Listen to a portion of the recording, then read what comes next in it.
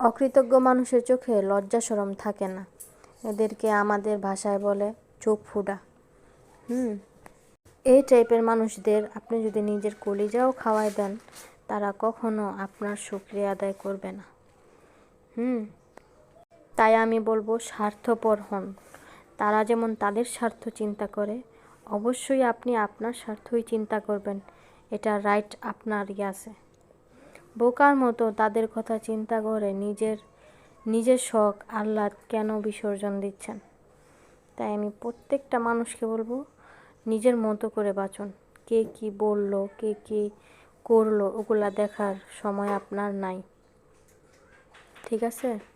আল্লাহর পাপ ছাড়া সব কিছুই করতে পারবেন, তবে নিজের মতো করে বাঁচুন। বাঁচবেনই বা কয়দিন?